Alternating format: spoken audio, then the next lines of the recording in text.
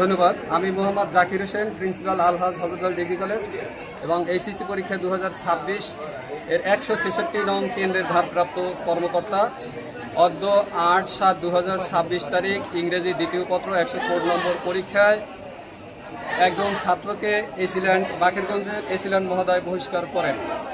বহিষ্কার করার পরিপ্রেক্ষিতে আমাদের যখন ছুটির ঘন্টা বাজে তার কয়েক মিনিট পূর্বে সেই বহিষ্কৃত ছাত্র এবং আরও কয়েকজন ছাত্র আমাদের সেই 9 নম্বর শিক্ষকের কাছে তেড়ে আসে তাদেরকে মারার জন্য। তারা বলতেছে যে তোমরা কেন ধরিয়ে দিয়েছো, কিন্তু শিক্ষকদের কথা হলো যে আমরা ধরিয়ে দিই না, এটা তো এসিল্যান্ড সাহেব বহিষ্কার করেছেন।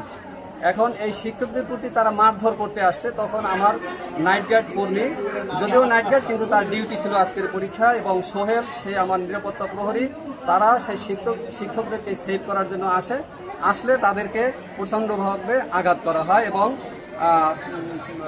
হুন্ডার হেলমেট দিয়ে তাদেরকে আঘাত করা হয়। জি, ওই হামলাকারীর নাম বলছেন কি? হামলাকারীর নাম আমি বলতে পারবো না, আমরা দূরে ছিলাম। যে বহিষ্কৃত স্টুডেন্ট এবং তার সাথে আরো সহযোগী কয়েকজন, হেলালুদ্দিন আহমেদ ডিগ্রি কলেজের ছাত্র, তারা এরা ফরিদপুর কাকরদা সেই কলেজের ছাত্র আমার কলেজে পরীক্ষা দেয়। তারা প্রচণ্ডভাবে আমার এই কর্মীদের উপরে আঘাত করে। এই আঘাত কারণে আমরা তাকে মেডিকেল নিয়ে এসেছি এবং এর প্রতিকার চাই।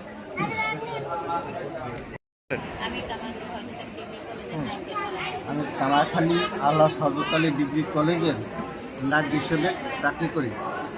আজকে ইংরেজি সেকেন্ড পেপার পরীক্ষা গেছে, এসিল্যান্ড এবং ম্যাজিস্ট্রেট নকল ধরিয়া ছাত্রের কাছে নকল পাইছে, পাওয়ার পরে স্পেল করে দিয়েছে। তাই যাদের গার্ড ছিল তাদেরকে মারতে গেছিলো এবং খাতা ছিনতি করতে গেছিলো ছাত্ররা।